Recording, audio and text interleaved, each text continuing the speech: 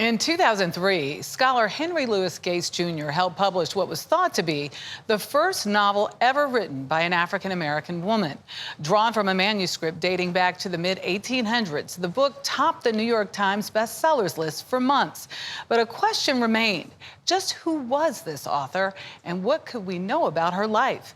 That led Professor Gregg Hecimovich on a 2-decade journey of discovery, culminating in his new book, The Life and Times of Hannah Crafts. So when it came out in 2002, I read it and I was just blown away. I had to know who wrote this book. Like many readers, Professor Gregg Hecimovich was among those fascinated by the bondwoman's narrative. We are in Murfreesboro, North Carolina. So he dove into researching the book, which detailed the life of a mixed-race enslaved woman from North Carolina who had escaped to freedom. Then I saw this 300-plus page holograph manuscript. That original handwritten manuscript went up for auction several years earlier and was bought by Harvard professor Henry Louis Gates Jr., host of the PBS TV series Finding Your Roots. And I thought, bingo. First of all, there are very few handwritten manuscripts for any author from the 19th century. He published it in 2002 with a bold yet unproven theory. Its author, Hannah Crafts, was black.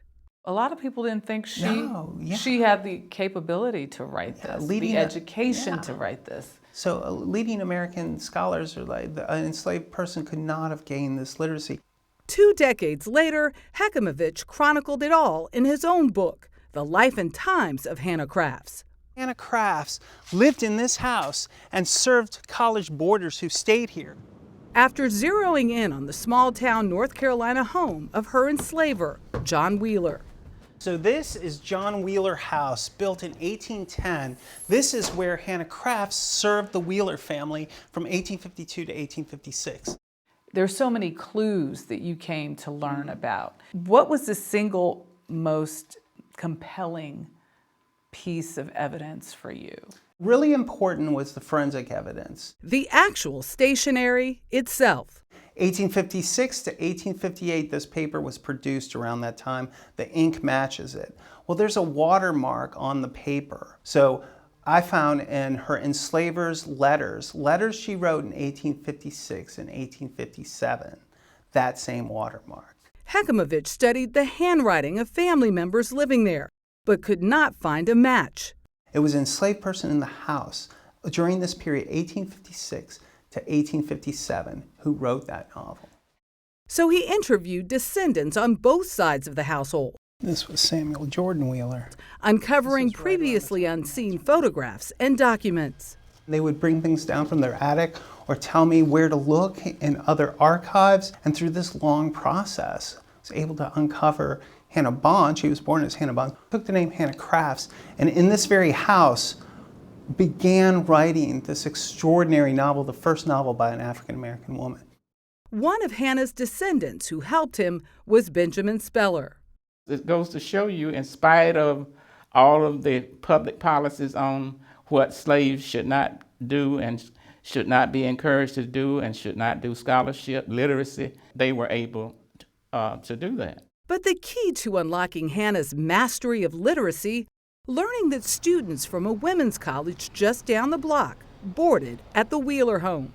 And there was an extraordinary amount of literature that she read, that she engaged through those young women. She could see the power of Uncle Tom's Cabin. She could see the brilliance of Charles Dickens, but they weren't telling the story of slavery, the real story of slavery. And so she took those materials and flipped the script. A script Hecimovich says was autobiographical and included details on how Hannah was trafficked and abused. In this powerful way, what I think she's engaging in, something she saw in her life, she's going to take that apart in the novel, demonstrate that this is a sin even deeper than slavery, the sort of sexual abuse that was a part of her life, the life of her mother and her grandmother. This was a very important figure in my research. He's a nephew that lived here. There were stories of allyship, too. When Hannah Crafts was here between 1852 and 1856. So you believe he helped her escape? I do. Escape, as she did in the book, by dressing as a man. These stories are so vivid and they read so real. Why didn't she just write a true life, as in Frederick Douglass had, as in Sojourner Truth, other people who recounted like 12 years a slave? Right. Yeah. She didn't do that because she wasn't writing for a specific audience. It was enough for her, I think, to develop those stories, close the book on those experiences, share it with those she loved in her church community and with her family. No one was more pleased with the findings than Henry Louis Gates Jr. himself. He found Hannah's original name, which was Hannah Bond. He found the name of the abolitionist family, the Kraft family, with whom she found shelter, freedom in New York, and from whom she took her surname, and 1,001 other details. It was mind-boggling what he found. Which for Gates was no small task. There are people who said it was wishful thinking, that I just wanted to make a claim for the race because I'm a race man and I'm very proud of African American people, but that I pushed it too far. And it turned out I hadn't pushed it far enough. I was more right than I ever dreamed. And that's a gratifying thing. Gratifying, too, for both men, that Hannah Crafts got the life they believe she deserved.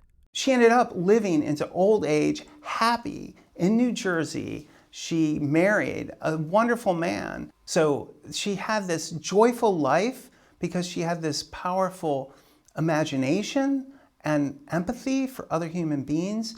And that art of living right, I've always read the novel as a manual for how to hold faith and how to take up challenges and to be joyful and humorous and transcend the horrors of how human beings can treat other human beings.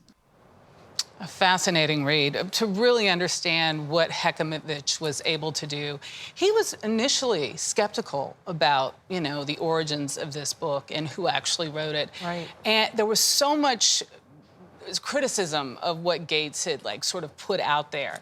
But the data, the evidence proved him right. And he was so excited that he could help a scholar like Henry Louis Gates. What an incredible journey there. Yeah, very interesting. All right, Michelle, thank you. Thank you.